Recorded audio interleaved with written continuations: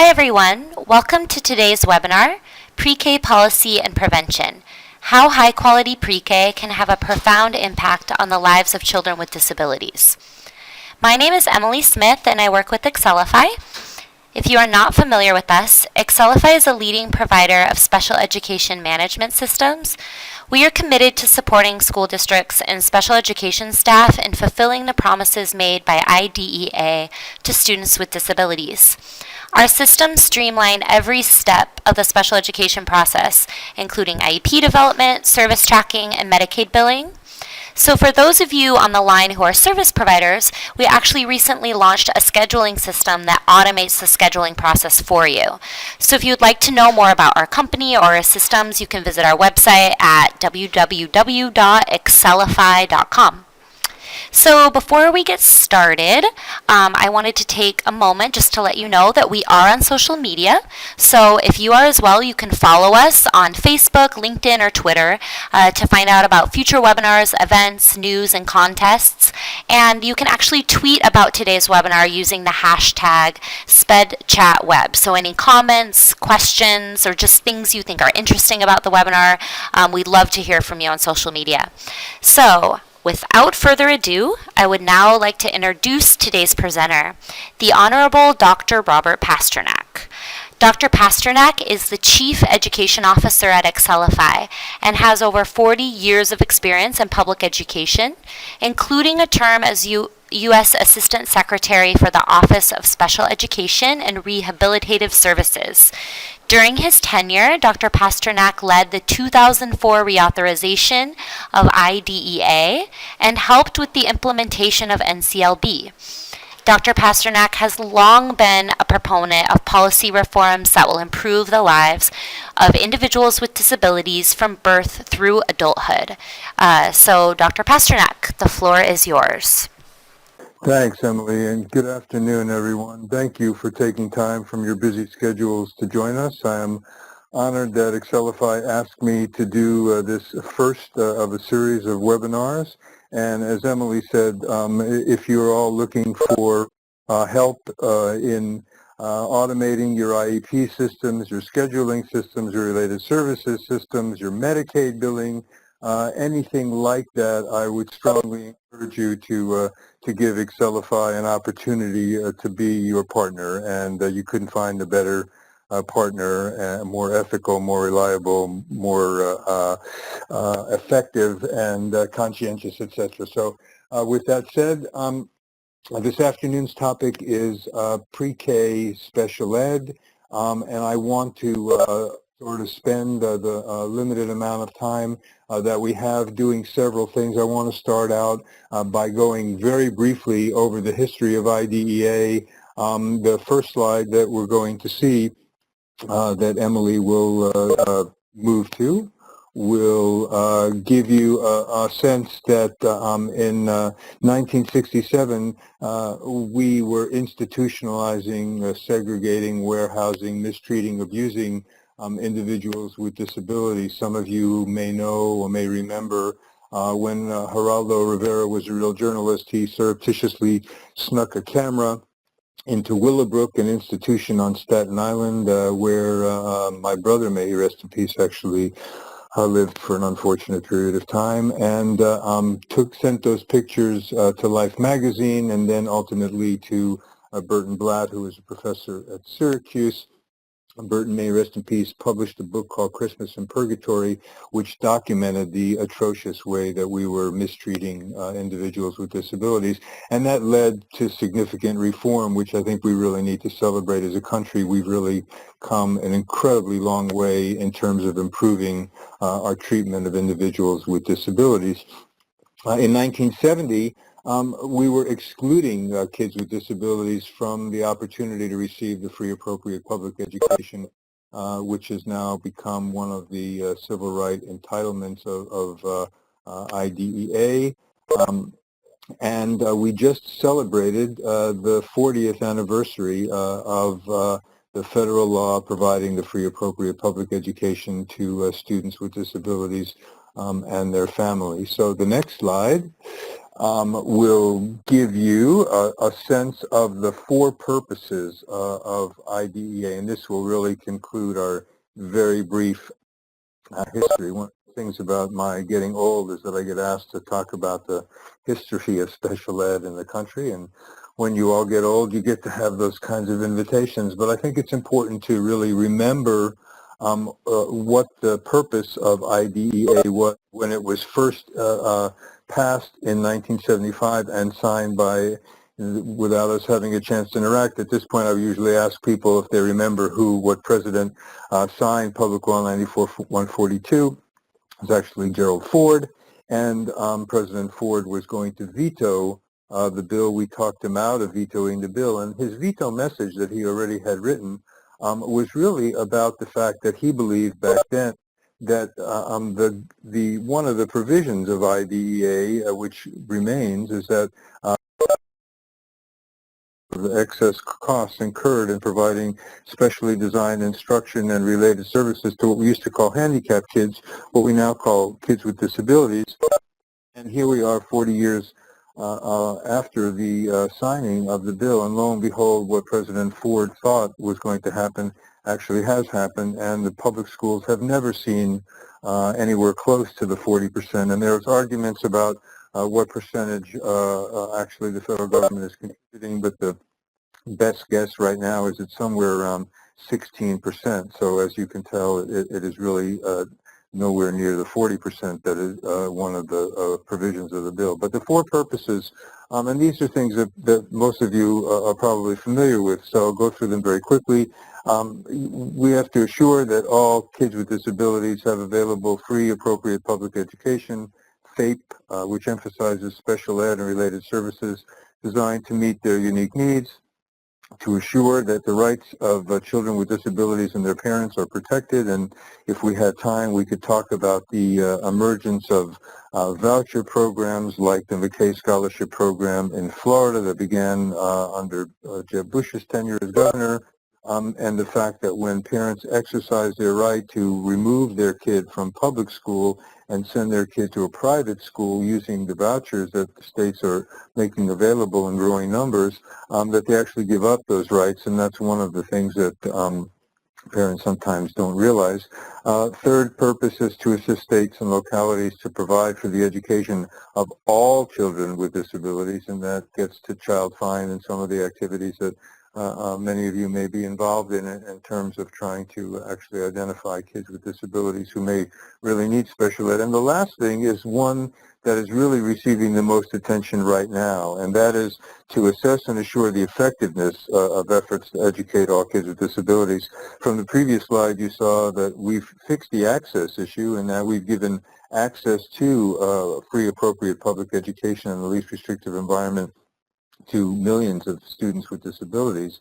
What we haven't fixed is the excellence issue, and that is something called results-driven accountability that the U.S. Department of Education has promulgated, and the states have now had to identify an indicator that they want to look at to improve, be it the graduation of students with disabilities, reducing disproportionality, improving academic achievement, reducing the achievement gap between disabled and their non-disabled peers.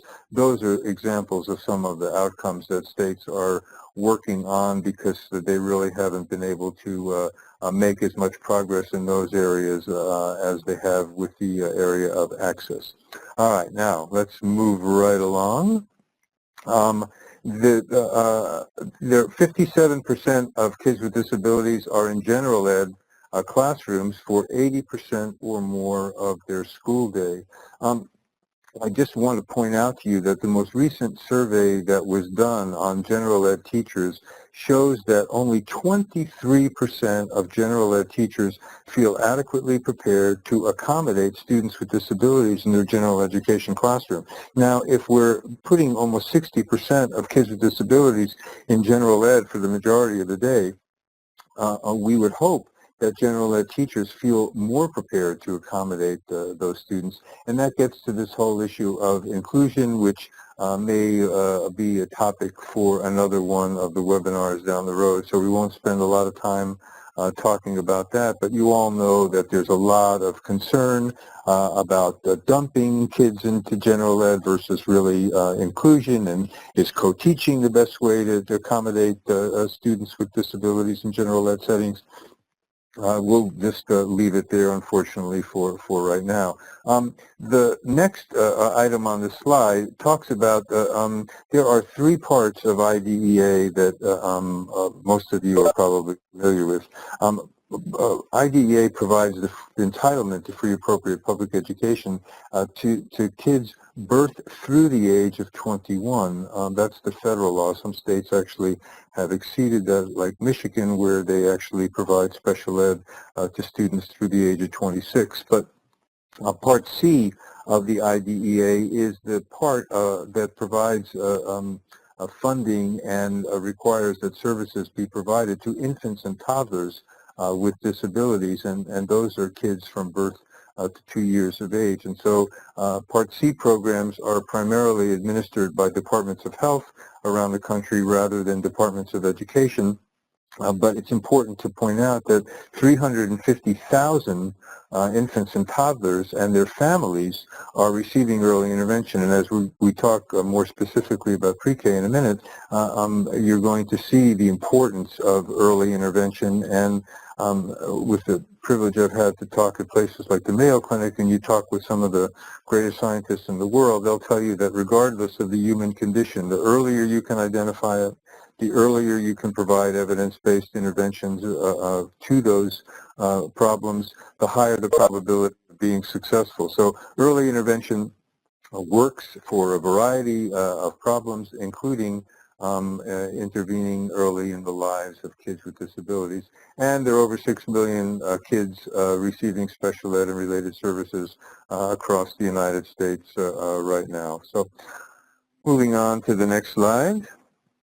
This is just the distribution of the 13 categories of eligibility for special education that exist in IDEA. And as you can see from this slide, 40% or more of the kids with disabilities receiving special ed across our country are in one category, and that's the category of specific learning disabilities. And as you look around the wheel, you can see the other disabilities, particularly as you get towards the top, you'll notice autism, and we have changed the incidence prevalence rates for students with autism from, in my lifetime, from 1 in 1,500 to 1 in 48. And so there's just an enormous increase, exponential increase in the, some call it an epidemic in terms of the numbers of kids who are being identified with autism or on the spectrum of kids with autism, and that's not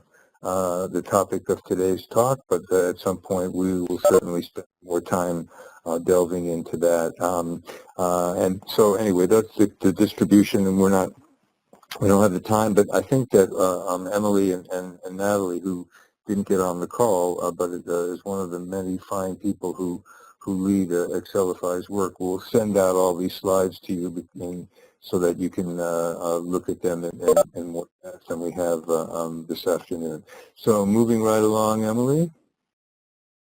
I think we're going to go on to the next category, if I had it in front of me. Yeah, and let's move on to the next. So we're going to spend the rest of our time today talking about this section 619 of IDEA. And this section really defines preschool programs for kids with disabilities.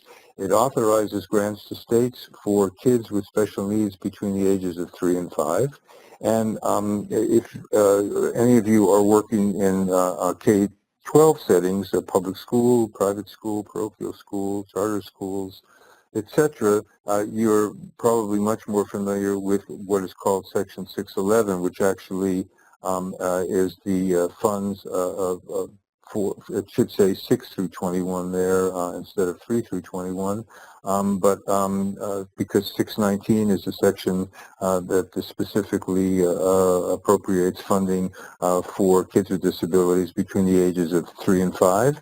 It guarantees the free appropriate public education to those kids and entitles them to special ed and related services in the least restrictive environment if they have one of those previously shown 13 categories of eligibility for special ed, and we're going to talk more specifically about those data in a minute. So moving right along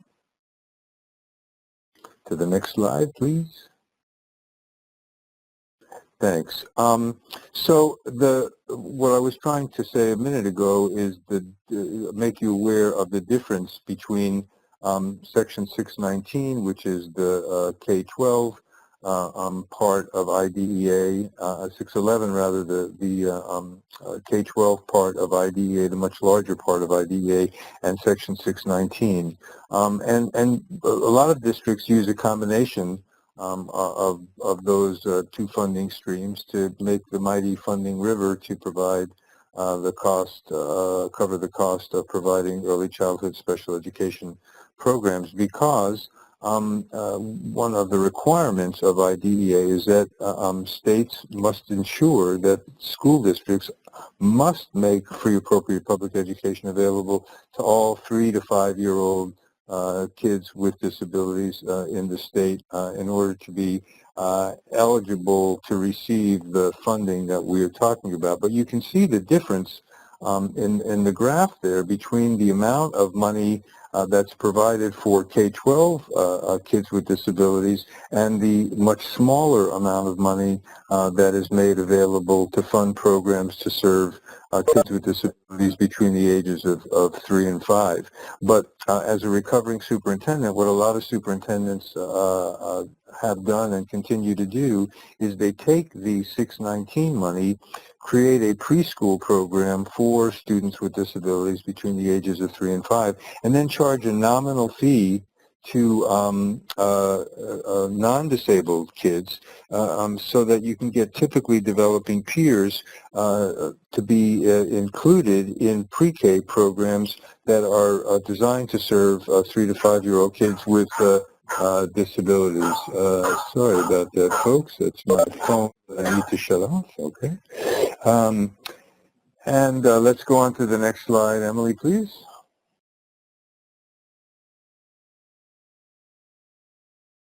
So we're going to talk some about pre-literacy and early literacy, and that's because if I, again, had the pleasure of interacting with you, I would ask you all what's the number one reason why kids get referred to special education. And of course, you all know that the number one reason is problems with literacy and problems with reading acquisition. And the second biggest reason why kids get referred to special ed across the country is behavior problems. And the number one reason why kids have behavior problems goes back to their having problems with acquiring literacy and becoming literate. So reading is critically important, and as you all know, it's the foundation for all learning. And we talk about that kids spend the early years of school learning to read and the rest of their academic career reading to learn. So if you can't read, your life trajectory is fundamentally different than if you can read. So I think that what we're going to talk about here is how some of these pre-K programs are really trying to prepare kids to be successful readers, and we'll go on to the next slide. So the importance of pre-K and what we want rigorous pre-K programs to be able to accomplish is we want to make sure that before kids come to kindergarten, they should know all of their letters. They should begin to know the sounds that those letters make. They should learn what the written word looks like. We talk about being able to understand things like the orientation of the book, so to be able to have it right side up as opposed to upside down, to be able to see that the words move in our language from left to right. Those are some of the kinds of skills that we are trying to make sure that kids have before they enter school, and that really gets to that issue of learning what the written word looks like. And lastly, and equally as important, is we want kids to be excited about reading because they've seen others do it. This gets to the issue of having books in the home, having parents who like to read, kids modeling that kind of behavior. Those are kids who come from homes where they are read to regularly. The data suggests that they have a much higher probability of being successful in school and becoming literate than kids who come from homes where their parents don't have books, where they don't see adults in the home reading. So we'll go on to the next slide. So the most accurate predictor of ninth grade reading skills. So again, if we had the pleasure of interacting, I'd be asking you, which do you think is the most accurate predictor of ninth grade reading scores? The amount of funding the kid's school receives, kids' vocabulary and knowledge of the alphabet in kindergarten, kids' socioeconomic status. And the answer is there for you in green. Hopefully you can see it on the screen. And that is, we know that the kids' vocabulary and knowledge of the alphabet in kindergarten is most predictive of ninth grade reading scores. There's a lot of discussion about the fact that California predicts the number of prison beds that they're going to need to build based on third grade reading scores. So the critical importance of reading to outcomes in later life are very well documented in the research literature, and I think there's growing attention to the fact that early literacy is critically important and clearly linked to subsequent success, both academically and vocationally. So we'll go on to the next slide, please. You've heard about the achievement gap, and I alluded to this earlier. We have known for a long time the achievement gap between rich and poor kids. When you look at the NAEP, the National Assessment of Education Progress, the only test that is given to look at the academic achievement of kids across the country, so you compare kids in one state to kids in another state, and it's given to samples of 4th, 8th, and 12th graders every other year. It's called the nation's report card, the gold standard in assessment, and that is before we got to the two new versions, the PARC and the Smarter Balance Consortia, which are developing the next generation of assessment tied to the Common Core. But we've talked about the achievement gap between rich and poor kids, or white kids and kids of color. What we're really trying to talk about now as special educators is the achievement gap between kids with disabilities and their non-disabled peers. And so you can see the graph there, and how much of a challenge remains for us as special educators to try to improve academic achievement in kids with disabilities. And that gets back to something I said a few minutes ago about this new construct called results-driven accountability, and the fact that states are now embarking on a rigorous and robust effort to improve academic achievement in kids with disabilities, beginning with their pre-K programs for 3- and 4-year-old kids. So I think what we're trying to say here is that to close the achievement gap in our schools, got to close the early childhood education gap in our society. And the government, the federal government, provides states a significant amount of money for child care, but there's little emphasis on the quality of that child care. And many of you who are on the call from around the country work in early childhood, and you know that the largest number of kids receive their child care in home-based programs. And so we have a huge challenge ahead of us in terms of trying to build the capacity of the home-based child care provider community to do a better job of trying to inculcate these kids with the skills that they need to be successful when they enter school, rather than just sitting them in front of a television and watching non-pre-academic or academic programs. So that's one of the many challenges that exist. But you can see that graph that's based on the NAEP that I was talking about a minute ago as we move on to the next slide, please. So if you're serious about educational reform, you have to be serious about early childhood education, and that's why I'm thrilled that Excelify chose this topic to begin their their webinar series. We could have done birth through 2, but as I said a minute ago, those programs are typically administered by departments of health. So we picked early childhood and pre-K because in the continuum, that's the best place for us to start, and also the best return on investment for any money that we spend in education happens to be on pre-K. If we want our kids to be reading by 3rd grade, then our kids have to be ready to learn on the first day of school.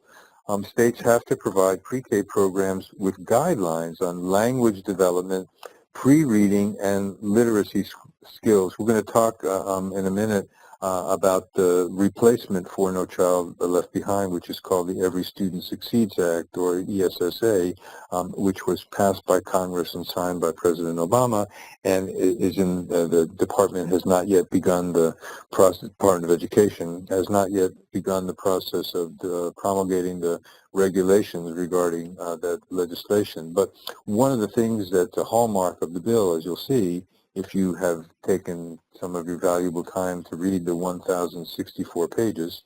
I just did some training with 80 superintendents from around the country about the bill, and what you'll notice right away is that it devolves the federal role in education, which was one of the things that was a hallmark of No Child Left Behind, and evolves the state role in education. And that was clearly one of the major intents of the people who were the principal authors of the ESSA, the Every Student Succeeds Act. So when you see this statement here about that states must provide pre-K programs, that's very much aligned with the new thinking of the ESSA, which is placing the responsibility for education back into the states rather than having the federal government have a very significant role.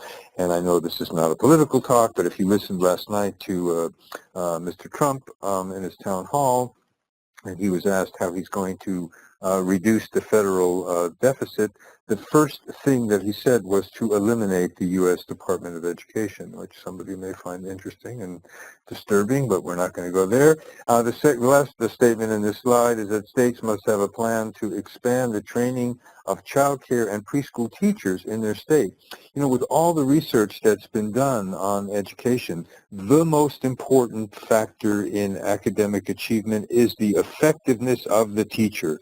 And this is also true in pre-K. And so as we talk about, with one of the many changes in ESSA replacing NCLB, all these initials I know, is the removal of the language about a requirement that 100% of teachers be what's called highly qualified, because, folks, no state, 12 years after the passage of No Child Left Behind, no state actually met the highly qualified teacher provisions of No Child Left Behind. So the Congress, in its wisdom, decided let's get rid of that requirement. But nonetheless, we still have to do a much better job of providing training so we can build the capacity. I mentioned child care providers, but also preschool teachers. And I just will quickly point out that I have the privilege of serving on the board of something called the National Center on Teacher Quality.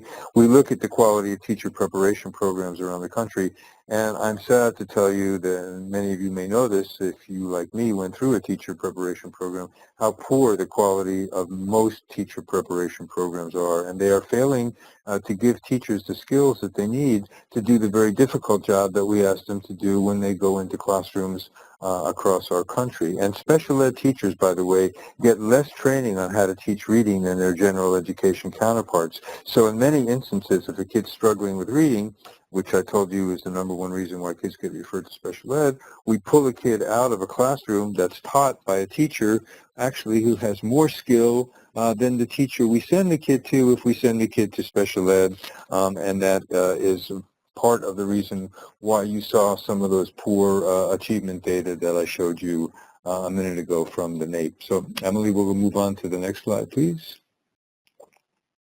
So we're going to talk about data.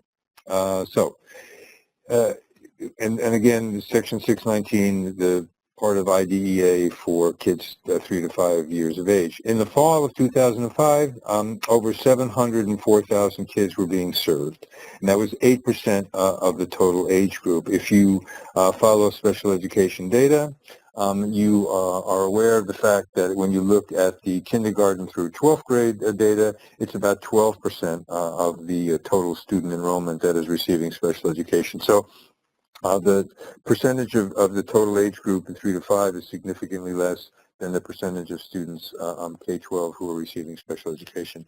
And in the 05-06 year, $380 million were awarded to the states and territories to help with the cost of the program. That's just from the federal government. And as I pointed out at the opening, you know that the federal government share is only a small percentage of the total amount of money that is spent, with the majority of funding coming from state and local sources. So Emily, we'll move on to the next slide, please. Thanks. Respecting the time that we have, this slide, when you get it, will give you the opportunity to really look at the change in enrollment, the number of kids that have been served from 03 to 2012, the year with the most recent data that I was able to find from you from the annual report to Congress that I used to have the privilege of submitting on how we're doing with implementing IDEA. But you can look at the fact that we've gone from about 680,000 to 750,000 kids, and it's about, I think we are saying now it's about 6% of the total population. In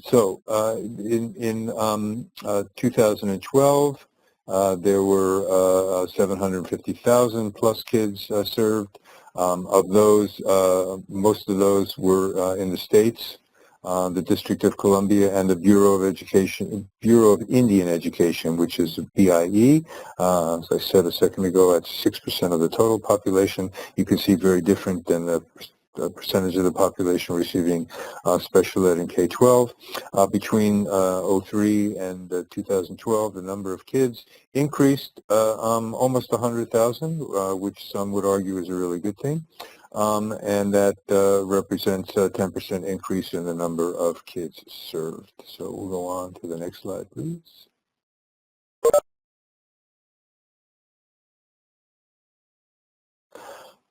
So this gives you a sense of, I showed you earlier the 13 categories of eligibility for special education, and you also saw from an earlier slide that in order to be eligible to receive the federal money, the kids receiving services in pre-K programs between the ages of 3 and 5 have to be identified in one of these categories. So let's look and see just who these kids are. 45% of the 3 to 5-year-old kids receiving special ed across the country are in the category of speech and language impairment. So typically articulation problems, voice problems, fluency problems if they stutter, etc. Those are the major speech problems, and then of course there are the language impairments, both receptive and expressive, and some of you who work in places where there are large numbers of ELL kids know that we still confuse bilingualism with disability, and we shouldn't confuse that. We have to actually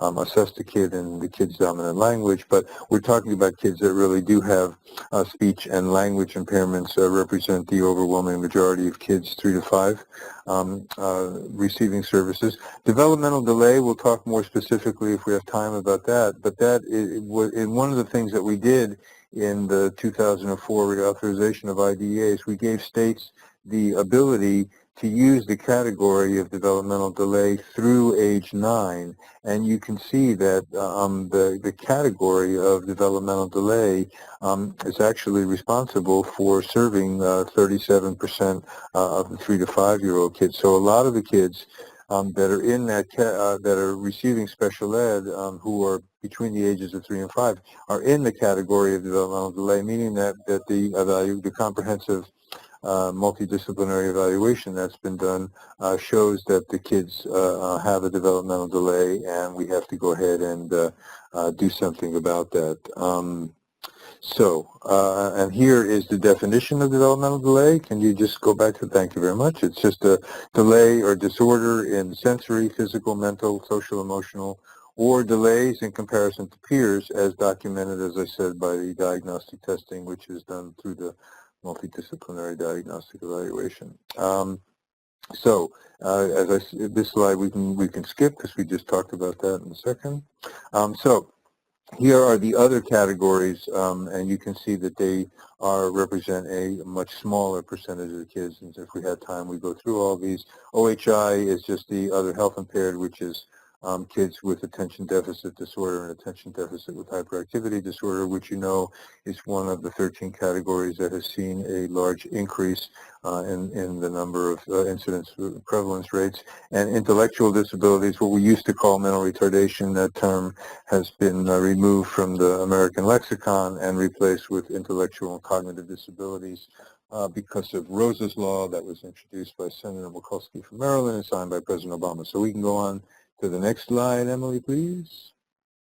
I will try to go through these, and I think we're going to skip this because just in the interest of time, it's just talk about risk indexes and risk indices and risk ratios. Let's skip that one as well. If we had more time, we would go through that. So this slide, however, I just very quickly want to show you. So now we've talked about who is being served through the pre-K special ed programs. Now let's talk about where they're being served. And you can see that about 24% are in separate classes, 6+%, almost 7% are getting a service provider at some location, 5% in other environments. We're not really sure where they're being served, and 37% are in a regular early childhood program at least 10 hours a week. 17% are getting 10 hours a week somewhere else other than a regular early childhood program. So you can, at your leisure, when you get these slides, look more in detail at those data. That just gives you a quick overview of where the kids are being served. So let's move on to the next slide, please. Thank you. And the same thing, I think what you'll see here is that 65% of the kids between 3 and 5 years of age are in a regular early childhood program for some amount of time. So that gets to the point made earlier about our need to build the capacity and provide high-quality training and job-embedded, sustained, high-quality, effective professional development so that we can build the capacity of the early childhood programs to do a great job serving these kids and improving outcomes and results. And all right, move along to the next slide, please.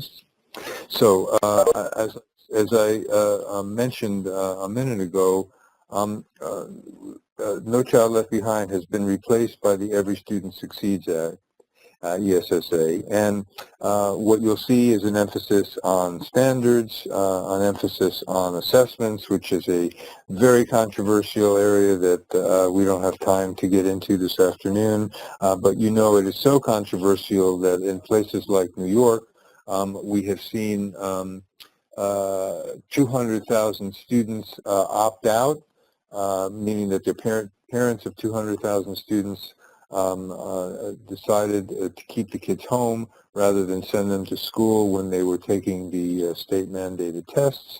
And that is an issue that's got a lot of people concerned about how much assessment should we be doing, how much of a teacher's evaluation should be based on the growth that students make based on their assessments. So there's a lot of different issues which caused the Obama administration to issue guidance saying that no more than 2% of a student's time should be spent on assessment. But I would just, as you can see from what we've been talking about so far, I'm very much a evidence-based policymaker and trying to share evidence and data with you all. But I will just tell you that if there's another way to know that a kid is learning other than assessment, I don't know what that is. And so I think that we really do have to focus on the right amount of assessment quality assessment, but use those data to really monitor the progress that kids are making so that we know that the teaching that we're doing is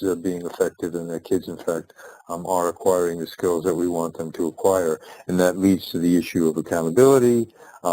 There's a great deal of emphasis in the 1,064 pages on the transparency in the reporting to make sure that the public and the parents and the business communities and the colleges and universities, all these different members of the learning community are aware of what's going on regarding the education of our students. There's a great deal of emphasis on teachers. I said a few minutes ago about the removal of the highly qualified teacher provision as an example, and funding. Those are just some of the major sections of the law that we're not going to have the time to go into.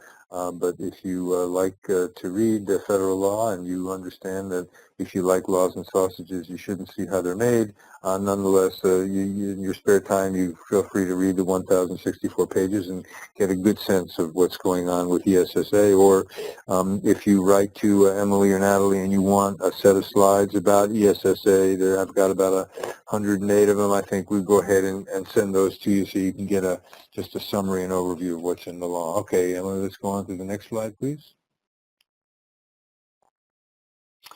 One of the main things about the money that's allocated through the Every Student Succeeds Act is that there's continuation of the requirement that federal money be used to supplement, not supplant, so that you cannot go ahead and replace money that would have ordinarily been spent with the federal money. So, and this the school districts or the local education agencies have to demonstrate the methodology as to how they're allocating the state and local funds to the schools, because as I said earlier, state and local money is the overwhelming majority of money in education and in special education, but with the federal money, the IDEA money, you can't supplant, you have to supplement. So let's go on to the next slide, please.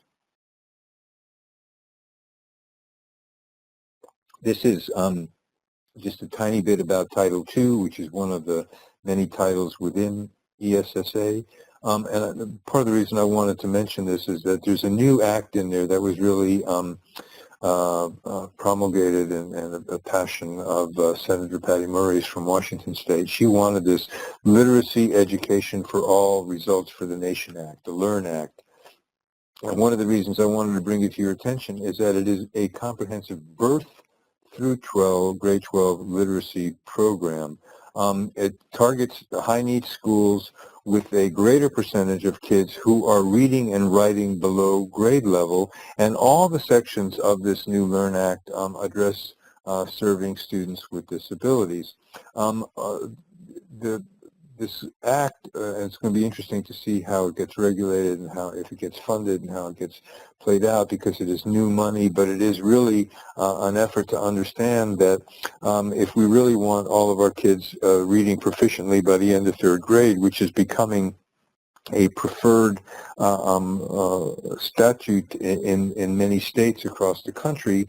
In other words, the state legislatures are enacting legislation to require that students be reading proficiently by the end of third grade, that we have to start much earlier on, and starting in pre-K programs. And there's the 21st century learning centers that some of you may know about. There's the language in there about charters. There's language in there about magnet schools, stuff that we don't have time to really get into. And there's a lot of language in there about trying to improve parent and family engagement, which we all know is critically important for kids with disabilities. So we'll move on to the next slide, please. That was the, in the ESSA, there is also money for pre-K. You know, I would assume most of you know that President Obama in the State of the Union had asked for $75 billion from Congress to expand pre-K programs. It really is the most recent effort to make pre-K universally available to all 3- and 4-year-old kids across the country. And you all know that Congress did not come close to appropriating any of that money that the President requested. So this money is a new grant $250 million, focused on kids from low socioeconomic standards and vulnerable backgrounds. And in the they want states to coordinate existing learning programs, improve preschool programs, expand access to kids, including expanding access for kids with disabilities, and strengthening the transition from pre-K programs to elementary schools. I'm going to talk more about that in a minute. So go ahead, Emily, on to the next slide, please. And the next one. So I think what I want to do as we get into the latter part of our time this afternoon is talk to you about another item in the Every Student Succeeds Act, which is called the Pay for Success initiative, or social impact bonds. And what this is a performance-based grant, contract, or cooperative agreement awarded by a public entity, which in this case would be the school district, which a commitment is made to pay for improved outcomes that result in social benefit, direct cost savings, or cost avoidance to the public sector. So what you can see is in the graphic is that the government identifies a social problem. In this case, it is access to effective pre-K programs. A service provider has a solution, which is providing a pre-K program. Investors, which are in this case, what's happened so far is that these are the large investment houses like Goldman Sachs or the Pritzker Foundation. So either public companies or you will see foundations involved. There's an intermediary selected to manage the project, evaluator measures the success, and the government or the service provider working on behalf of the government, in this case the preschool program, repays the investors from savings if the results are met. And we'll talk more specifically about that as we move on to the next slide. You got to do a feasibility study, you got to do a rigorous third-party evaluation, got to use experimental or quasi-experimental design. Looks like that's in there twice, so obviously, or 3 times. So that's I didn't catch that. That's obviously very important that the rigorous third-party evaluation be conducted, because we decided to reiterate that for you. And a requirement that payments are made to the recipient of a grant contract or cooperative agreement only when the agreed upon outcomes are achieved. So we'll talk about that more as we move on to the next slide, please. So the specific interventions are not spelled out so that providers have the flexibility to adopt whatever strategies they determine will be most effective. So in some cases, private investment provides upfront financing. They take on the risk if the intervention won't succeed, and they take on the reward if the investment, if the intervention selected does succeed. So this is just more language from the ESSA that we said we would talk to you about. So it's also in Title I, Part D, Title IV, Part A. We'll move on to the next slide, please. It's not a mandate, so it's not requiring that states use pay for success, but it gives them the opportunity or an option to use some of their money to incorporate how they structure funding decisions, using outcomes as the driver of payment allocation. So again, it goes back to what I said early on about the results-driven accountability paradigm that's being used by the Office of Special Ed Programs. It's just one instrument in the system's general toolkit, and it expands funding for high-quality programs that actually deliver results, leading to greater benefit for students, understanding that the public sector doesn't have enough money to provide the kind of funding for these programs that's desired, and so therefore the private sector is now getting involved through partnering with public sector entities. We'll go on to the next slide.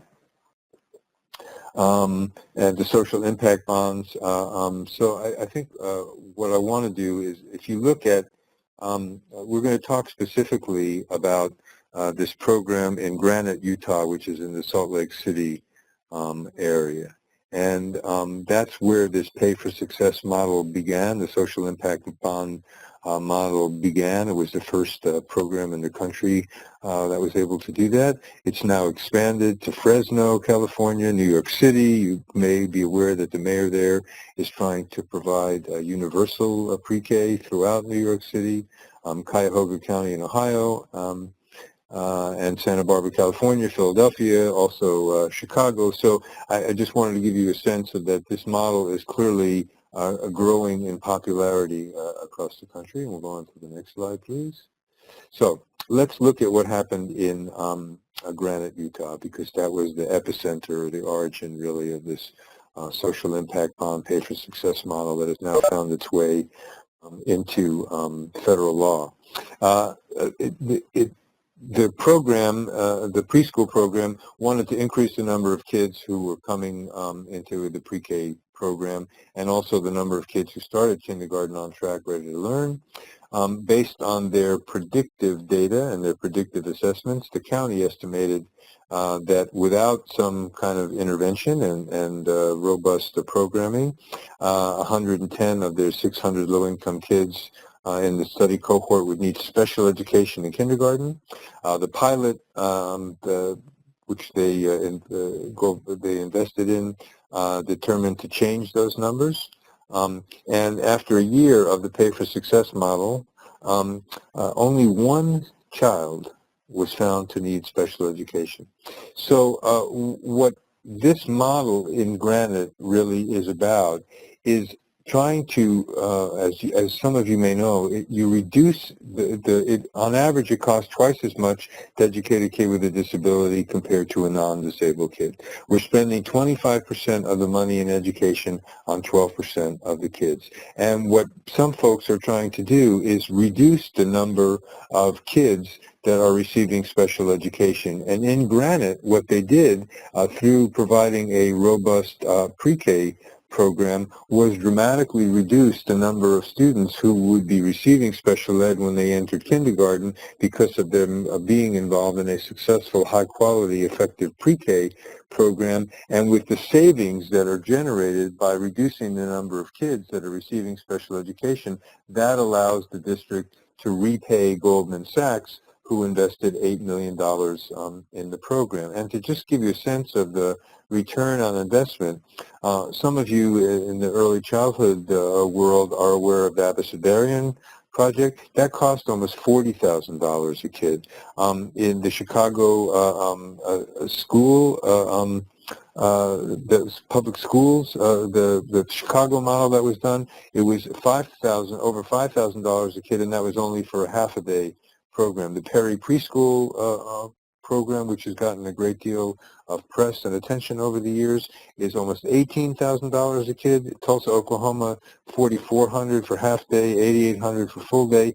In the Granite study that we've been talking about, it's only $1,500 a kid for a 3-hour day program, and that is the investment that's required for a child to be enrolled in the pre-K program, which, as you saw from the data a minute ago, dramatically reduced the number of kids that are going to require special education across the country. So, Emily, let's go on to the next slide, please. So just because of the size of Head Start and the attention that Head Start gets, I just wanted to very quickly, because I know we're running out of time, talk to you about the Head Start evaluation. Let's go on to the next slide, Emily. So what you can see from the national evaluation of Head Start showed that the language and literacy actually faded. There was no increase in the math or pre-writing skills. Slight gains did not lead to long-term gains in elementary school, and there was no effect for kids attending Head Start for 2 years who entered it at age 3. Yet the government is giving Head Start over $8 billion a year. So some folks who are concerned about the amount of money and attention that Head Start gets, and just wanted to share with you this national evaluation, that Head Start may not in fact provide students with the Head Start that it is purported to provide, and that there are other models out there like the one we talked about in Granite a minute ago that may be deserving of a larger investment than the over $8 billion that's going into Head Start. Let's go on to the next slide, please. So I think as we wrap up, wanted to share with you that we should be labeling jars, not kids, and that there's a greater tragedy than being labeled as a slow learner, and that's being treated as one. The kids are eager and capable learners when they come to school, and we clearly don't want to change their trajectory by giving them a bad early education experience. We want to give them high-quality pre-K programs. And the next slide, please.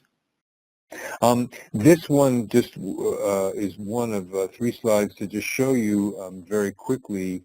Hart and Risley wrote a book called Meaningful Differences. They looked at the quality and quantity of language that kids hear before they come to school. So a kid that comes from a professional family hears over 2,000 words an hour. That's the quantity. And the quality is the kid is hearing lots of affirmative, positive language compared to the negative or prohibitions that are being stated to the kids. Can you click on the next slide, please? A kid from the working class, you can see the dramatic differences. Only 1,200, about half the number of words.